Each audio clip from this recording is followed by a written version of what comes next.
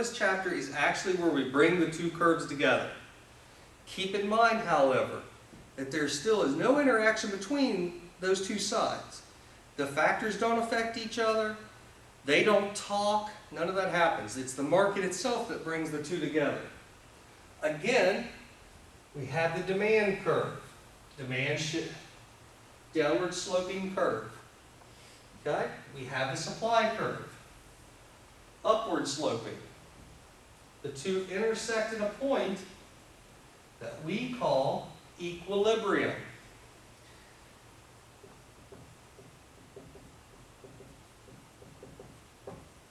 Equilibrium, sometimes known as the market clearing price, is that point that all the quantity supplied will sell.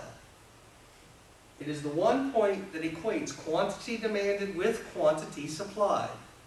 It is the only point where everything made will be sold. That's why we call it the market clearing price. If somehow price were set up here, if there was what we call a price floor set above this, what will happen is you'll see quantity demanded at this point. Quantity supplied will be here. There'll be a lot more supply than demand. So what happens is there is a surplus. There'll be a surplus of something. How does the market take care of surpluses? Think about it. Their whole industry is built on this. You have Gabe's, Big Lots. Those places are built on this. If retail is a great place to look, if things aren't selling, what do? They put them on sale. They reduce the price. What ends up happening is the market itself will drive that surplus down towards equilibrium. Because at some point, you've got to get rid of all that stuff. Okay? The opposite can also occur. Down here, you have this much demand, or this much supply, but this much demanded. Much more. Here you have what they call a shortage. There's a lot more demanded than there is being supplied. That's a market shortage. Way to think about this. Super Bowl. At the Super Bowl, you will see that ticket prices can be as high as several $1,000s for a seat. The reason being that demand far exceeds what supply is. And you have what we call scalpers, a great example of this. What ends up happening is the average price comes right back up to equilibrium. The market adjusts itself. It just takes time. Because the two sides never really communicate, we're often in this mess. But it will correct itself and pull it back to equilibrium. That initial shortage that was there will go away. That surplus that was there will go away over time. Now, when we look at this,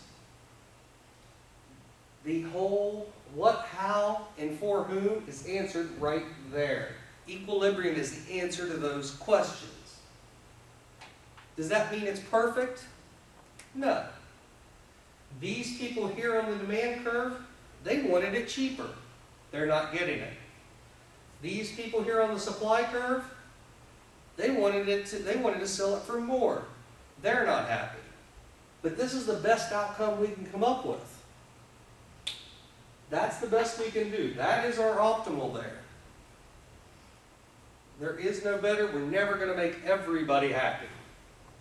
But the two will come together at that point. Yeah, let me give you some other examples. If I had a rock concert or one of these, I don't know, Clay Aiken comes to town or whoever's hot right now, and it sells out within an hour, what does that tell you about the price of the tickets? It tells me that those ticket prices were too low. It should have sold out the minute it started. That's when it should have happened. If there's an opera out here at the college and we want to culture you guys, nobody shows up. There's empty seats everywhere. That tells me there was a surplus. The price was too high. That's how this works. I can look at this and analyze that and know which way these things are going to move. Okay? I want to talk about one more thing. When we're doing these analyses, when we're looking at equilibrium, something that's very important to do. You've got your demand curve and you've got your supply curve. At times they'll say something like, there may be a test question, for instance, that comes out and says, the following has occurred. What will be the effect on price and quantity? What they're really asking you is what happened to equilibrium? Equilibrium was at this point right here. And let's say, for instance, a bunch of new sellers have entered the market. Well, that's a determinant of supply. That's something that shifts the supply curve in that direction. So we have a new supply curve, right? Here's our new point for equilibrium. What has happened to the price and the quantity?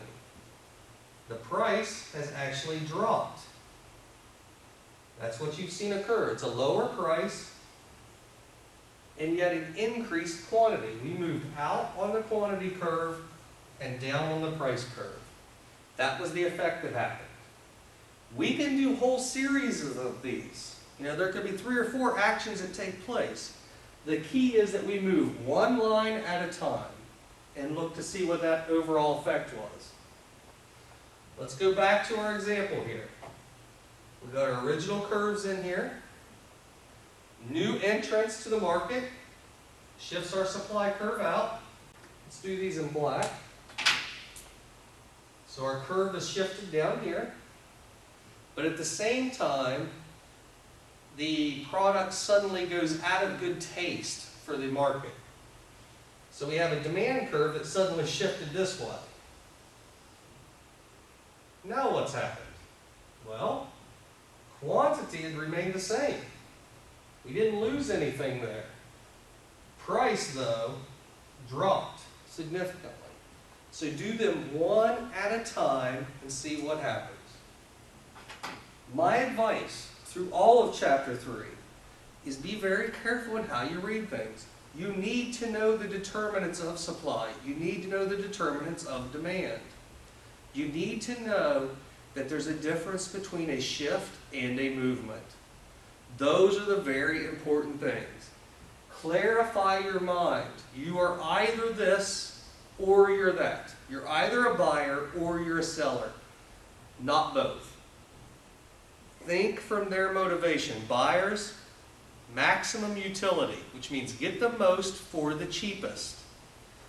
Suppliers are all about profit. Think as if you're one or the other all the time. It will be easier. Thank you very much.